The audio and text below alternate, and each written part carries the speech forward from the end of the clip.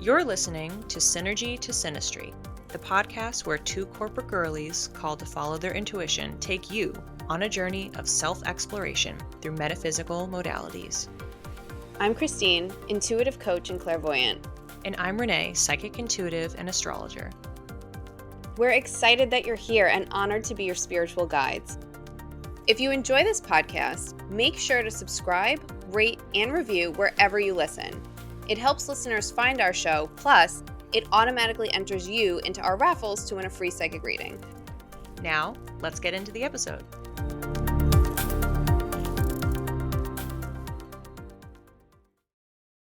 Renee, I want to start this episode off by wishing us a happy 2-year anniversary. I know, 2 full years of podcasting. I never thought this would be us, but I'm so proud of us. Well, yeah, because when we first were coming up with our idea for the podcast, we're like, let's just try to do 12 episodes. And then we blew that out of the water with the first season. And then the second season, we're like, yeah, we'll be conservative again. And we have then come up with bonus episodes and a bunch of 2-parters. It reminds me of how we've been entrepreneurs as well for 2 years. Like it's almost like the podcast has ushered us into our entrepreneur era. And I love that for us. Absolutely. Like, I don't think I would have started my own business if it had not been for the podcast, because we were meeting every single week in the beginning of 2024, recording and editing and recording and editing, and of course, doing collective readings. And it got to a certain point where I just thought, you know what? I can do this myself. I'm just going to go for it. On that note, we wanted to kind of give this season a nice bookend and talk more about what it entails to own a business, create a business, especially in the spiritual space, which is the main subject matter of this podcast. So we have brought in a special guest, and Christine, I'll turn it over to you for bio and introductions. Yes, I'm so excited to have my 2 favorite Aries in the same virtual room today. The other Aries you're asking about, her name is Kir Grace. She is a Kundalini yoga teacher and frequency-first manifestation guide who helps sensitive creatives, spiritual entrepreneurs, and women with big dreams stop spiraling and start attracting through the power of their auric field. She's been studying Kundalini yoga since 2009 after a close encounter with a UFO that sparked her journey into ET communication and a lifelong fascination with the law of attraction and manifestation. Her method blends Kundalini yoga and mantra, quantum inner child healing, and alien insight into how we create our 3D reality. Whether you're calling in consistent income in your business, getting out of freeze mode and into flow, or ready for a total quantum leap, her philosophy stays the same. Vibrate the cosmos, and the cosmos will clear the way. Kundalini yoga and chanting mantra is how you do that, period. I love that intro. Hearing you read it, I was like, oh, wow. Like, I like So badass. Did I write that? I totally forgot about it. Thank you so much for having me, though. I love you. I'm excited. I shared with you that I'm a little nervous, which is funny because you'd maybe be surprised by that, given that bold introduction. But you, I think, are just such a special soul. I can't wait for all of the wisdom for you to share with our audience. This is helpful for spiritual entrepreneurs, female entrepreneurs, and entrepreneurs in general. Building a business really is the next level in learning about yourself. I've been working with Kir, I think since 2021. I first had like a reading with her to talk to my alien guides, which was so cool. She went down this path of helping spiritual entrepreneurs, and I was like, oh my God, that's me. And I have been drinking the Kool-Aid ever since then, and I'm obsessed. You know, it's so funny, Christine, that you mentioned our first session together. And please correct me if I'm wrong, but I'm almost positive I said to you during that session, like, when are you going to be reading people? Did I say that to you? You did. And I was like, oh, I'm so scared. And, yeah. I was like, So was that before Nirvana? It was at the end of Nirvana. I think I was either going through my certification or completed my certification. And I was kind of like, okay, now what? Yeah. And then I met Kir, and Kir was like, I know what.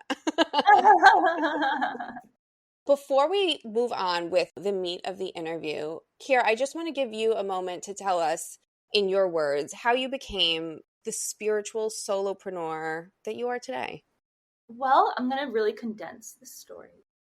The truth is, I've always been open to spirituality and like really into like New Age. And as a kid, just somehow into it. I was actually greatly influenced by one of my aunts who helped raise me. But still, I went through the motions. I wasn't the best at school, but I did go to college. And I tried really, really hard. Believe it or not, I tried so hard to do college. And then my second semester, spring 2008, I saw a UFO. I had never seen a UFO. I, of course, believed in aliens and was open to spirits and angels and like psychic but having that experience, it's like it just shifted something major in my brain. I didn't even realize it at the time. Within 1 year, I was dropped out of college and studying Kundalini yoga. Not on my radar before that. It was horrifying. I thought I was just lost. I was nannying, started to teach Kundalini yoga. I was very lucky to have a woman at a studio tell me, if you're going to be a yoga teacher, you got a personal brand. I was 21, 22. So it got in my head, I have to do this. No one's going to do any of this for me. I don't have a degree. I don't have family money. Like, I got to figure this out. That is kind of entrepreneurship as a whole, figuring it out. I'm 37 now. I've done all different types of businesses. That's the truth. A girls' surf school, a nanny agency.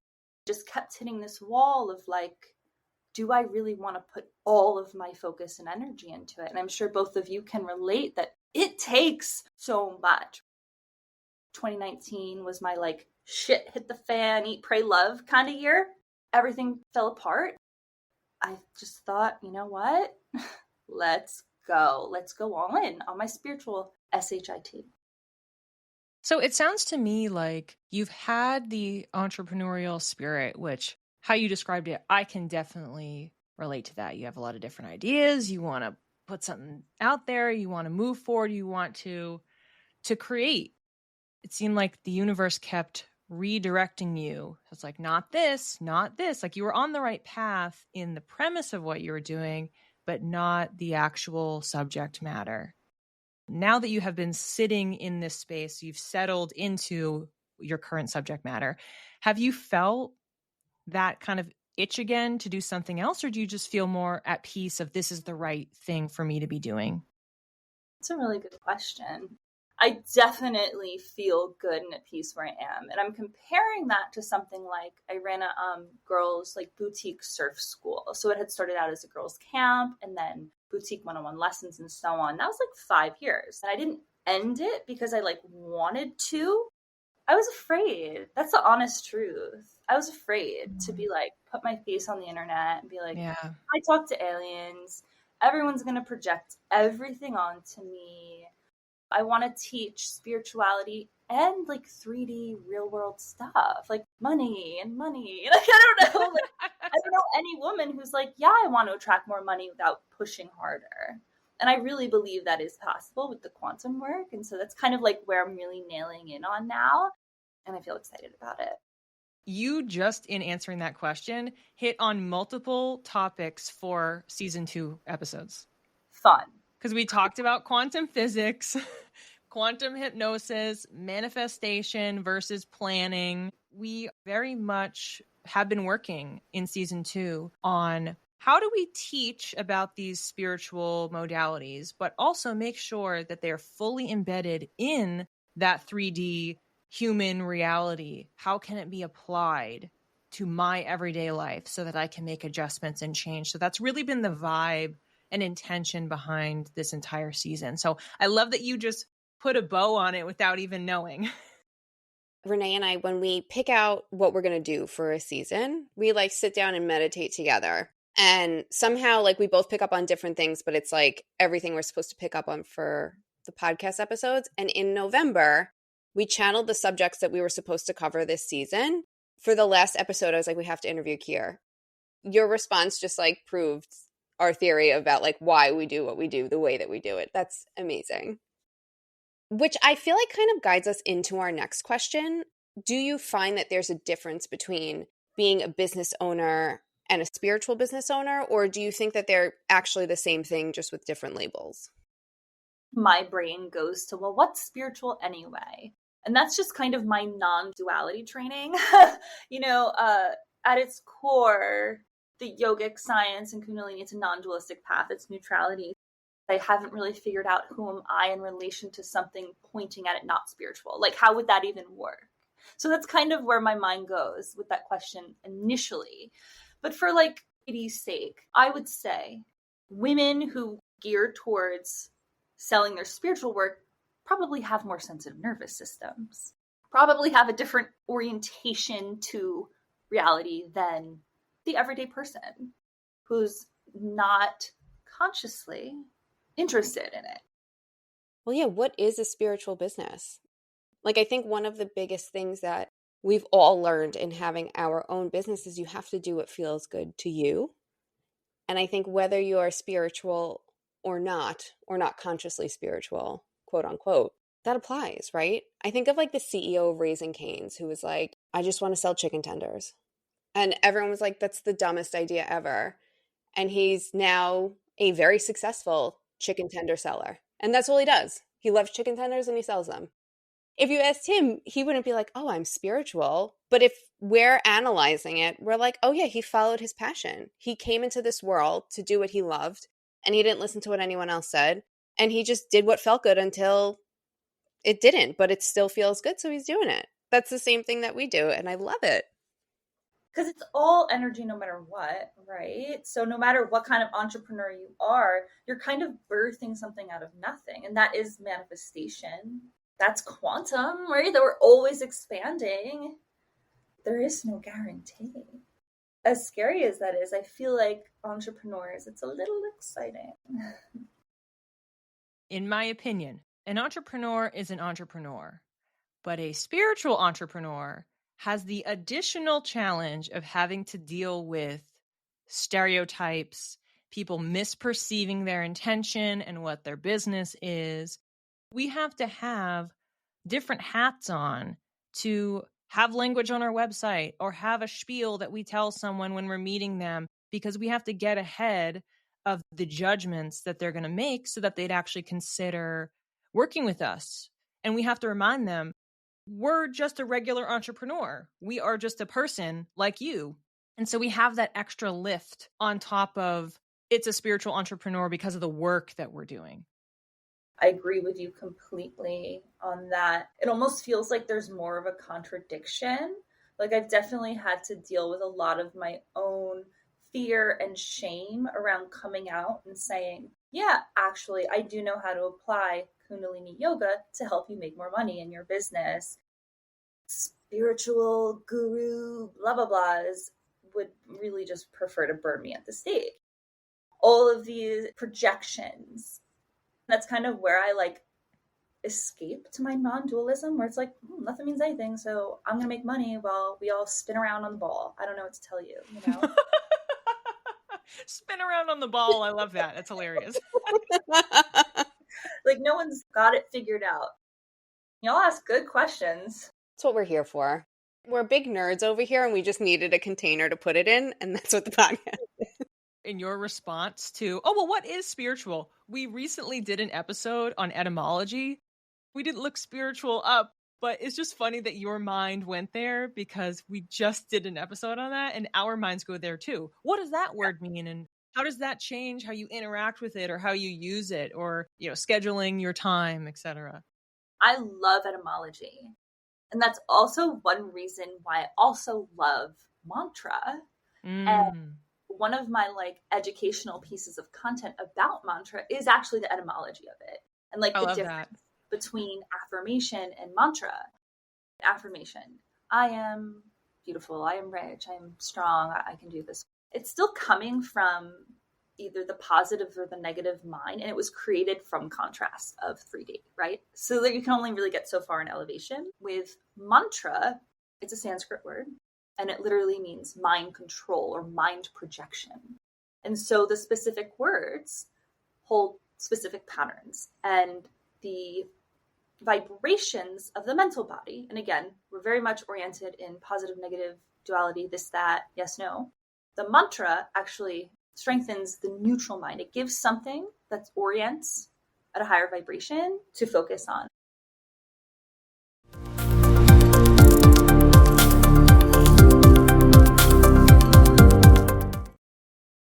Hey, listener, we know it's the finale, and you may be sad that you're going to miss us because we're not going to be popping up in your feed as often. However, you can still stay in touch. Great ways to stay in touch with us are booking a reading with us. You'll get to see us face to face, and we can have conversations specifically about you and what you're going through and ways that we can help. You can also follow us on Instagram, or Renee is on Blue Sky, Christine is on Substack. All of the links are in the show notes. You can also buy us a coffee on buymeacoffee.com, and you can follow us there as well. It's a cute little social media platform where we're housing all of the graphics for the podcast. Renee, what else have I missed? How else can our friends stay in touch with us? You can also engage with us by sending us emails. You can send in your questions. If you would like to be read as a listener in season 3 of the podcast, we can read you anonymously. We can also do a write-in question if you don't want to be a guest. We can still intuitively read into your question or provide consultation from the lens of astrology or human design or numerology. Throw it in there. Why not? We've done it on the show before. You can also send us any questions that you have about the content or suggested topics if there's something that you want us to cover.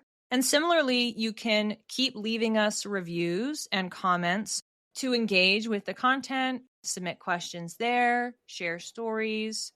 We won't be gone for too long, though. So enjoy your holidays, and we'll see you next season, season 3 in 2026.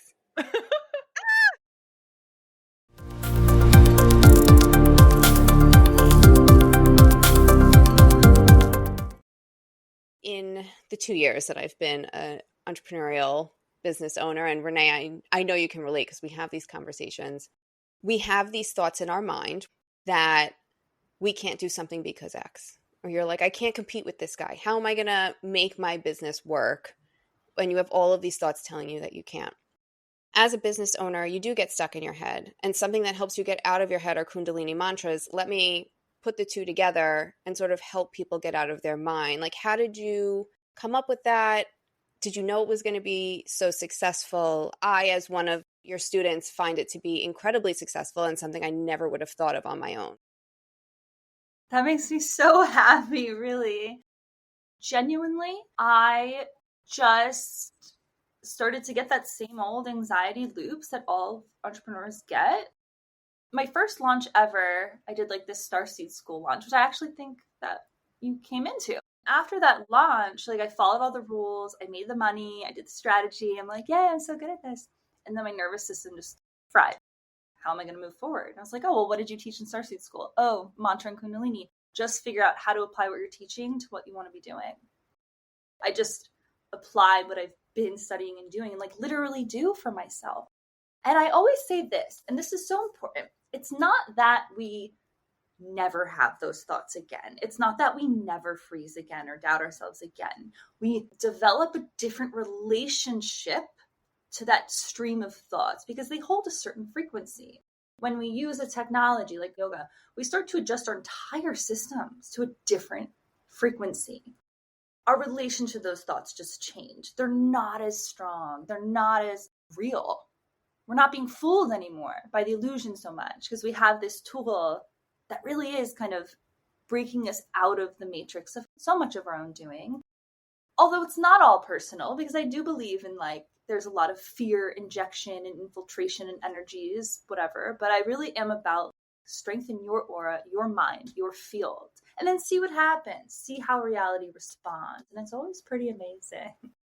It comes back to you living out your purpose or like why you're here on earth at this time.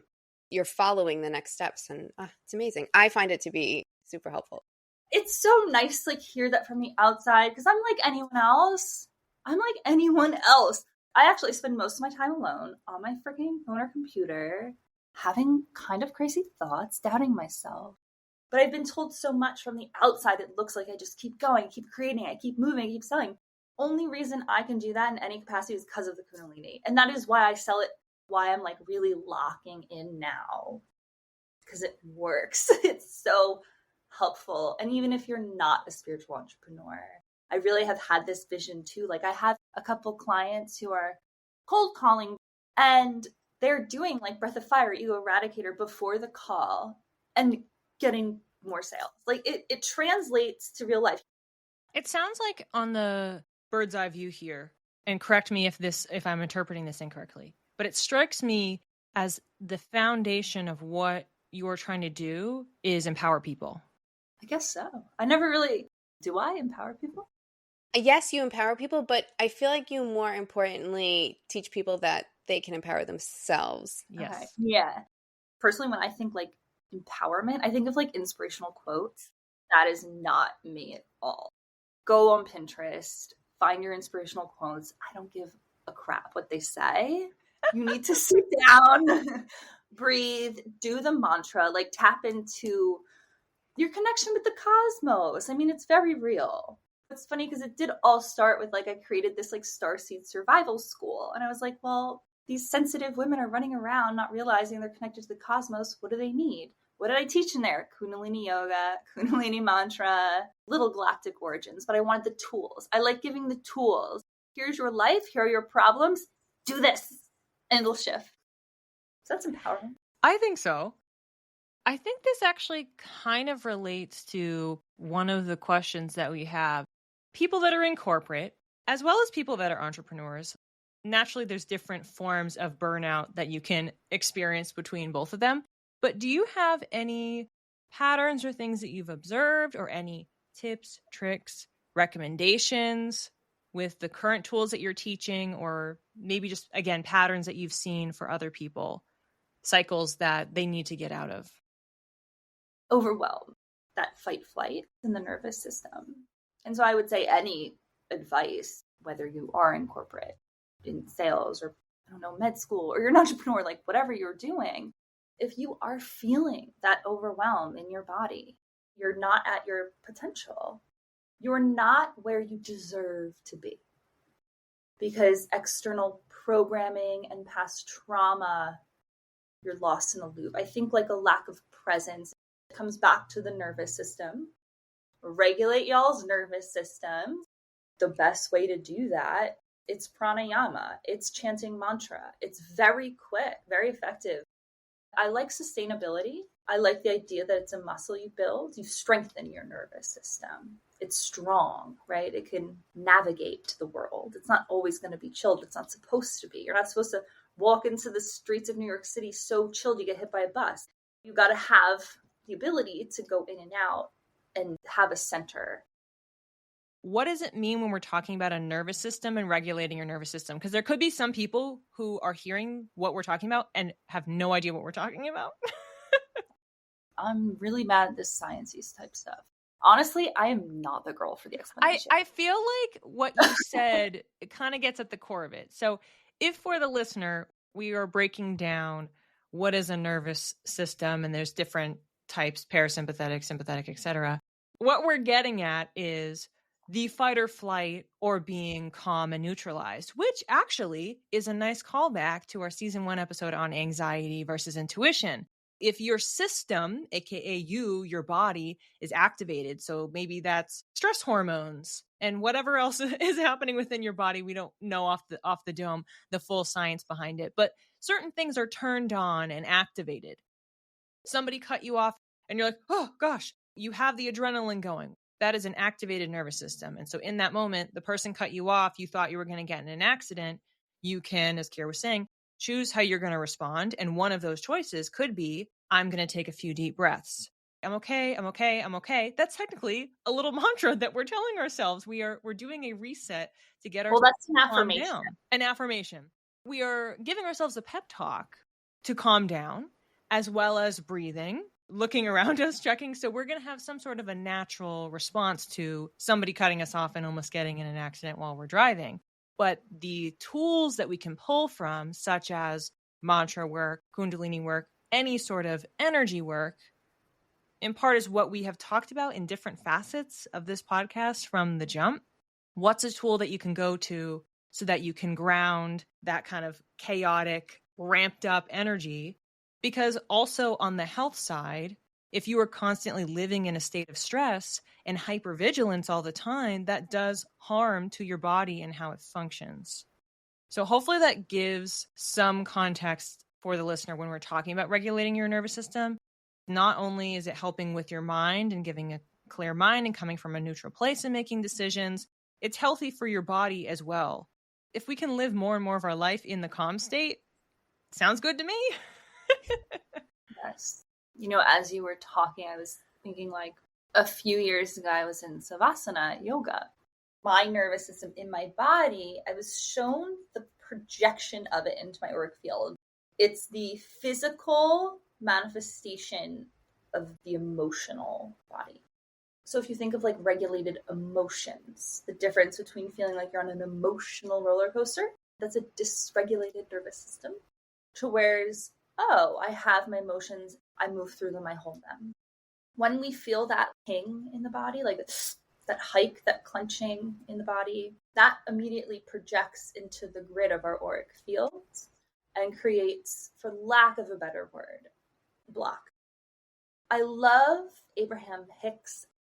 You've already launched your desires out into the vortex. You probably, like I always say, like you probably don't need to like think much more about it. The problem is there's so much resistance in your field, you're not able to receive it. So resistance in the body, in the mind, dysregulation in the nervous system, that actually truly does affect your auric field's ability to attract and repel. And it is designed to do that, divinely designed. Every micro reaction, the more we can soothe it, we do receive more. I mean, I really am about releasing resistance and receiving more. I love receiving. I just gave this advice to someone I did a reading on yesterday. When you're in that in-between state, the universe knows what you want, but you haven't gotten it yet. The best thing that you can do for yourself is experience joy. Go do something you love, get into your flow state if you love your work. Like the woman I read yesterday is a stylist, and I was like, go to your studio, cut hair, work on some clients while you're waiting for the answer that you're waiting for. And your vibration will just be so much more expansive than if you sat at home worrying about what could be. If you're worrying about what could be, you're kind of like tightening everything up and you're not allowing room for the universe to kind of come in and blow your mind. But allowing yourself to feel those higher vibrations, that's what lets the universe like blow your mind or give you what you wanted or more than what you wanted. A yogic teaching is your strength is your response. And if you consider that in manifestation terms, whatever we respond to reality, that's what we're going to be creating. So yoga teaches us to have that space before the response. And even circling back when I was talking about like a different relationship to the thoughts, it's because you're not responding to the thoughts in the same way. I like when we talked about overwhelm that you said when you're in overwhelm, you're not in the state you deserve. Because I think a lot of times we say to ourselves, I'm not supposed to be overwhelmed. I'm not supposed to be feeling like this. And the truth is, it's not that you're not supposed to, it's that you don't deserve to. You don't deserve to be forced to make a decision from that state. And if you can take 3 minutes to do a little bit of breathing or running, whatever it is that calms your nervous system down so that you can be in the space that you deserve to be to make the best decision, that's just like loving yourself. How we respond becomes what we manifest. You don't have to do this crazy full moon practice under the water in a forest with a knife ritual, sort of whatever. With a knife. A knife. Are we sacrificing? I mean, it sounds fun, Christine. I don't know. I've been watching way too much Yellow Jackets. Maybe we should take that on. No, leave it in. Oh my God. But it's true. It's like you don't have to make it so complicated and so ancient and something that we've lost to time that we don't understand. Right. I'm sorry. I keep thinking about the knife thing. what actually creates our reality? Is it one major ritual, or is it the micro moments every day? How we respond to our own thoughts, to the people in our lives, to spilling the coffee, to the annoying driver. That is what is creating our future day-to-day reality. People think of this quantum leap as like, oh my God, all of a sudden I'm a millionaire on a beach, blah, blah, blah. Do I think anything can happen? Absolutely. But for most of us, we've got karma, we've got this, that we've got to kind of figure out. Those little aligned actions, those little responses, that little adjustment in the frequency in which I respond to my reality, it will spit out a different reality. And then the steps that I take are different as well. We've talked this season, and I know it is a driver for me in my business. We can come up with so many things to do and to get done. And you know what? If we follow our inspiration, maybe that can help us set our priorities. It also helps with the nervous system regulation. Like a lot of what we've talked about, follow what's inspiring you. You take a break, do something that you enjoy. Really what we're getting at is how we are incorporating self-care. And while we may be flexible on the cute, we are not flexible on self-care. It is a top priority, especially as entrepreneurs and former, corporate people who experience burnout in all different fashions. What are some ways that you, as an entrepreneur, as an individual, lean into self-care? For me, self-care, one is my own Kundalini practice, of course. I was taught right at the get-go, your teaching is nothing without your own practice. I think my own practice, my aura speaks more than my own words. So I just really believe that. I also love hot baths. The truth is, I've always lived this like part-time working life. No matter what, I've always like prioritized that. So my self-care is enjoying my day-to-day life. The sun's coming out. I'm going to walk outside. I like to draw. I like art. I like creating. I haven't done that in a while. I'm going to do that. My flow is self-care. And then I also have a membership at my favorite yoga studio. And it's like a monthly membership at the Jersey Shore. I get unlimited yoga per month for like $100 a month. And I walk there. I go all the time. I love Kundalini, but that's like the most quote unquote intense yoga. And it doesn't all have to be intense. I only like yin, restorative, lay me down, stretch me out. Yeah. Put me under blankets. I would love to take a nap for 45 minutes. Put me in pigeon pose for 10 minutes. Please tell me to breathe. Oh, I love a pigeon pose. We did a yoga episode in our first season, and that was one that I brought up because I'm like, I love pigeon pose. Sometimes it hurts or you feel that it's tight, but you're like, oh, this is so good for me. And like, it. It's like you can feel how good it is for you when you're doing it. You feel like a new person when you stand up afterwards. Oh, I love it so much. This conversation makes me want to remind our listeners that self-care is productive. I feel like a lot of the things we talked about, like a bath, a nap, a yoga class, drawing as an adult, like sitting down to be creative, are things that we talk ourselves out of because we're like, oh, they're not important, they're not productive. But I highly suggest you try it because after you color for 10, 15 minutes, you're making decisions from the place you deserve to make decisions from. I'm going to quote you for the rest of my life. A lot of the tidbits that Kir has spoken about are good not just for entrepreneurs or spiritual entrepreneurs, but for living your everyday life. Entrepreneurs, if nothing, are trying to live a life that they love. Why else would somebody go out on the adventure of learning how to work for themselves, if not to live the life that they love? We do have one fun bonus question that I just really need to hear your answer on. Are you ready for it? Do I have a choice? Yes. She's here, yeah. Christine, what's the question? You do have a choice. The question that I have is if you could spend the day with any being from any point in time or space, who would it be and what would you guys do? Okay, I do love this question. My dog Penelope, she passed away a little over a year ago, and I would just love to go to the beach with her. I really would. I also think of my dear friend who painted this. It's a big mural behind me. This was actually on the wall of a studio, and she passed away in 2019. That was one of my crash out, eat, pray, love moments. Looking at this every day, it's like, just live your life. It looks like swan crane, like the bird.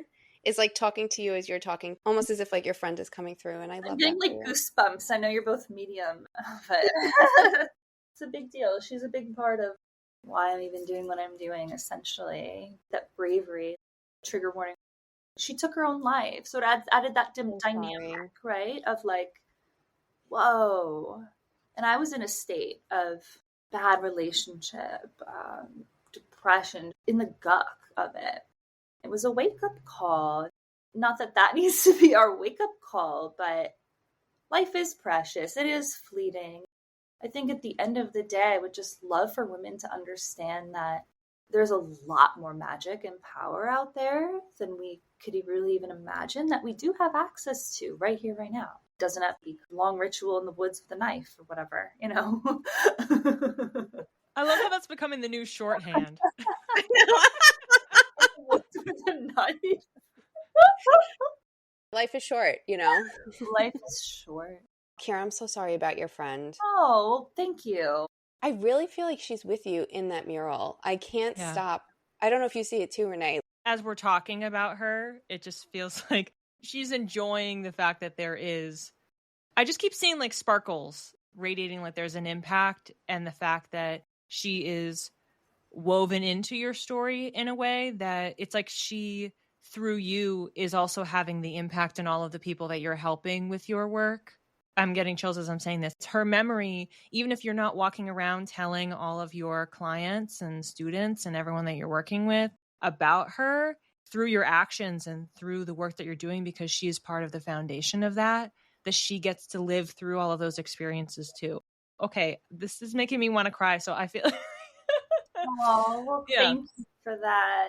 You know, I'm pretty clairvoyant myself, and one of the last times I had with her, she's an artist and trying to figure out how to entrepreneur. I remember like hearing her struggle with like, I don't know how I'm going to make money. I don't know how I'm going to pay off my debt, blah, blah, blah. And that's not, of course, that's not why someone chooses to leave. That's not what I'm saying at all. I think it's really okay for spiritual women to like want money. What I teach can help people who are afraid, who don't know what they're going to do, or just who want to have fun and make money and live their lives and surf and play. We might as well have fun while we can and save some of that serious stuff for later. Yeah. when we die. If we're always in the high stress, hypervigilance, we can't be in the present. And what I am hearing and you're reinforcing in this conversation today is how much healing there is in the present moment. And fun, not being ashamed for our desires, our wants. They can change, they can shift. It means nothing about you. You're here to figure it out and play and create. Anyone who says anything different, you shouldn't be doing this, you're not spiritual if you want this and that, forget it. Live your life, raise your vibration, strengthen your aura, chant mantra, and receive. A beautiful way to end as well.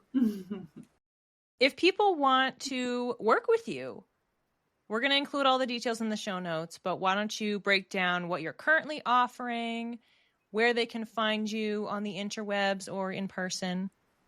Cool. You can find me at kirgrace.com. There's links to everything there.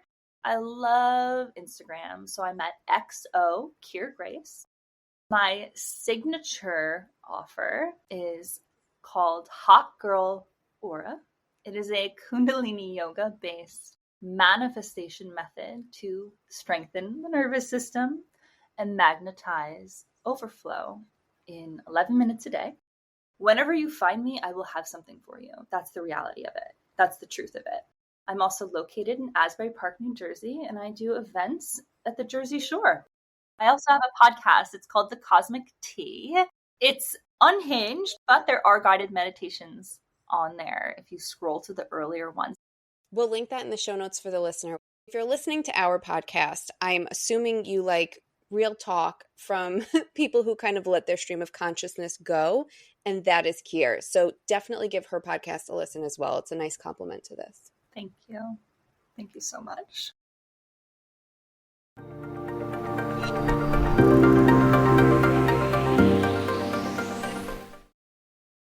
I don't know the name of them off the top of my head, but you know, where it's like row, row, row your boat. Do a round. Row, row. Yeah. Oh, I love a round. Me too. It'll be like dreams, dreams, dreams, dreams, dreams. Tell us about your dreams. What dream did you have this week? I want to know your dream. Yes. Oh my God, yes. I love this so much. Okay.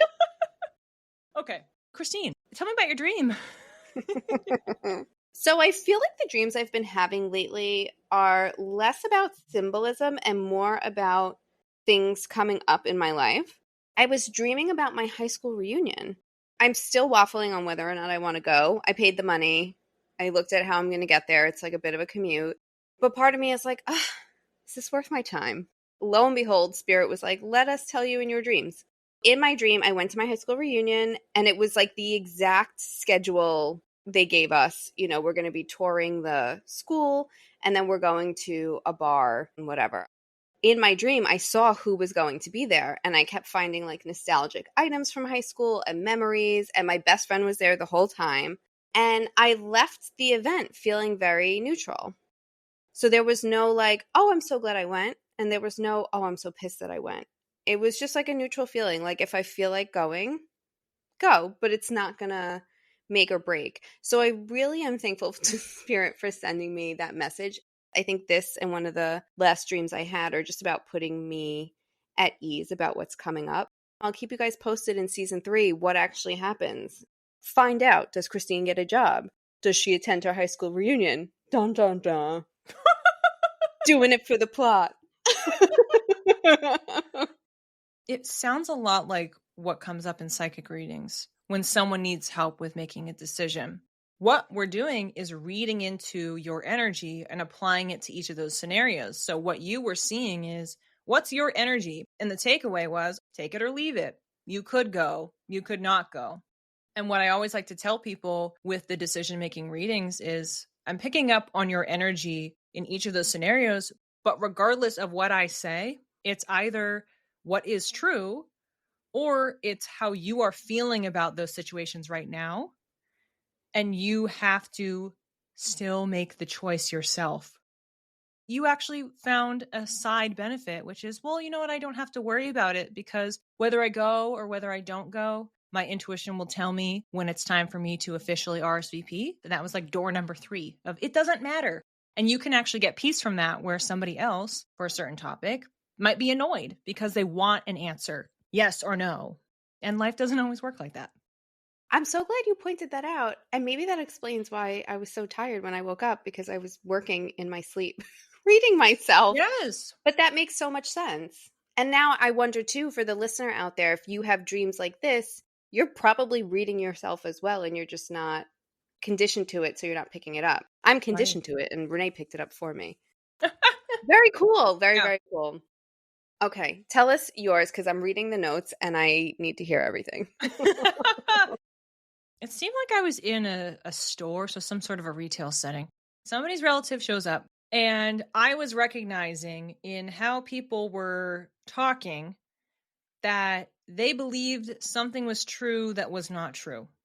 So I'm observing the other people reacting to this situation. And I was in the scene observing other people. So we had been told that this person arriving was a parent. But what happened was she didn't actually have a baby. She had a bat, as in the creature, a bat. And it was in a cubby sleeping. And there were a few men that were there, other people that were there, like, oh, I want to go see it. I want to pet it. So they were all convinced this woman had become a parent, but she didn't have a baby. She had a bat. I'm in it going, why are people doing this? So here's what I was able to come up with for the interpretations. Observing a delusion. I'm witnessing other people believing something that is not true. Questioning their unquestioned loyalty. So this could be applying to real world situations. It could be applying. These were random made up people. If this was somebody that you knew, you could be questioning their judgment or loyalty to something, an idea, or a person. Seeing a parent. So not your parent, but just knowing that there is someone who is a parent. You're not the parent. A parent being in your dream can symbolize seeking stability in your home life. And bats, I was so surprised to see this when I looked up the definition of bats. Bats represent the womb, rebirth, and spiritual guidance. And I was like, whoa, okay, so this isn't a symbol for spiritual development, intuition, as the baby bat this woman had pretend birthed. My interpretation was that I'm witnessing social instability externally, things around me not working, flowing, and that simultaneously I am desiring stability in my life. The reason I think the home life piece makes sense is I got a lot of messes. I have things physically to clean up, sense of disorder, work-life balance. I know when this dream happened, I was especially busy. Like I had a super, super busy week, the busiest of that month. I was thinking that this bat appearing in the dream is a sign that rebirth and spiritual growth is on the way. So it could be that it's coming for the collective because everyone's like, I want to pet the bat, which is the spiritual awakening and rebirth. And it also could be the acknowledgement that because I'm seeing that isn't a baby, that is a bat in connection with the intuition and spiritual, I'm seeing the truth. I'm seeing through the delusion, even if others are not.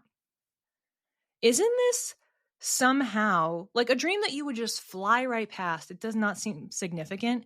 And the second I started analyzing it, I was like, whoa, this is super meta symbolic. You took the words right out of my mouth. And this is why I love symbology so much, because as soon as you tied the bat into it and what the bat represents, I was like, this is wild. It makes me wonder if dreams were designed as a way for us to speak with the other side or another dimension or etc., because the symbols that have been passed on still have the same meaning and are still relevant. I don't know, the whole thing is amazing. And what a dream to end the season on, because my mind is like blown. I have to tell you, I was looking through some different weeks of dreams and I noted this one down. I was like, oh, I'll keep looking. And I got a really strong stop looking. It's that one. And I was like, okay, I wonder why it's so important that I tell this dream in this episode. And I think we'll have a better understanding when it airs. Oh, I love that. This is spicy. I know.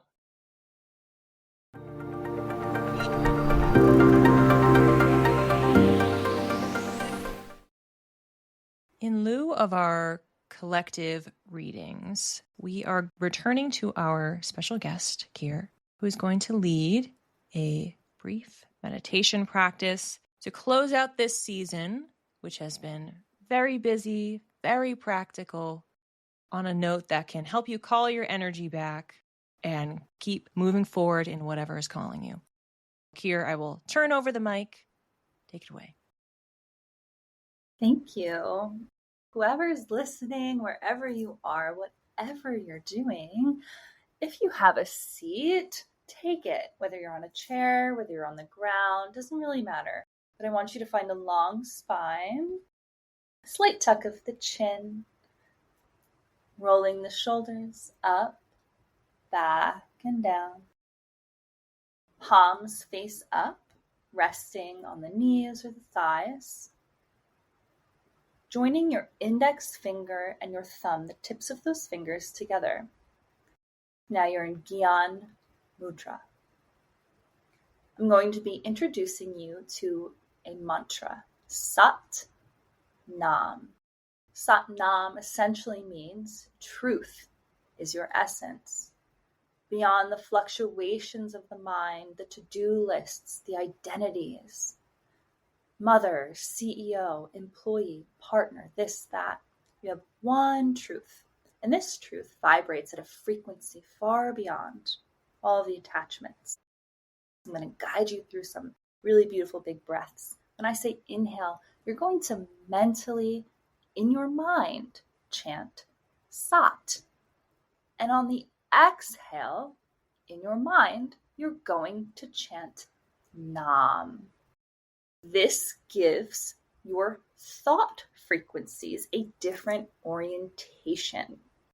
Not negative, not positive, neutral, high vibration. When we do this, I also want you to focus at your third eye. Fingertips, index finger and thumb, pressing together.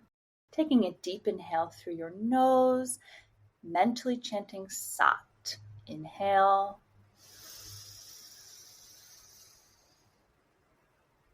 And out the nose, slowly exhale in your mind. Na.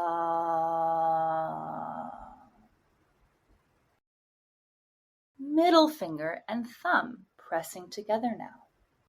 Inhale through the nose, mentally chant Sat.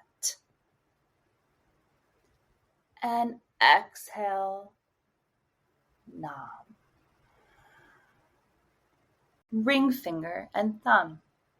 Inhale through the nose. You know what to do. Deep inhale. Elongate the Sat. And exhale, Na. Focusing at that third eye. Pinky finger and thumb pressing together. Deep inhale.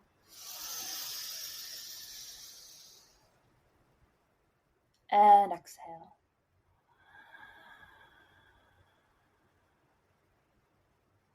Back to a ring finger. Deep inhale. Sat. And exhale. Na. Middle finger and thumb pressing the fingertips. Deep inhale through your nose. Inhale. And exhale. Na.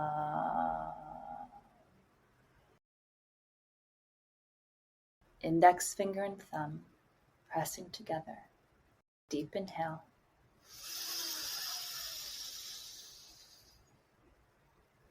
And exhale.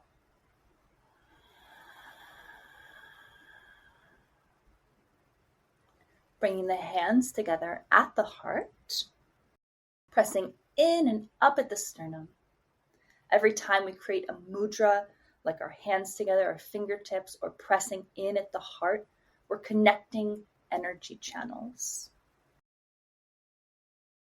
We're going to do one out loud, long Satnam. I'm going to guide you through an inhale, and on the exhale, we're going to chant Satnam. Let your voice speak, chant from your solar plexus, and this also tones the vagus nerve, which puts you in that softer receptivity state with your nervous system and your auric field. Deep inhale.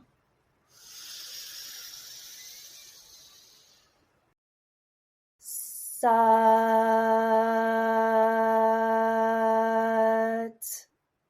Nam.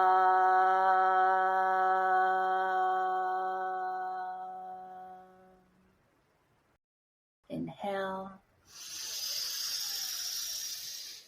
Hold this in breath, but not if you're pregnant, not if you're on your period. And release. Release the hands, release the breath, fully release. Focus at the third eye.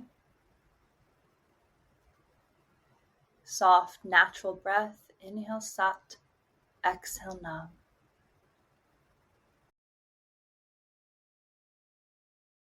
Vibrate the cosmos, and the cosmos will always, always organize the path. Wahe Guru. Thank you.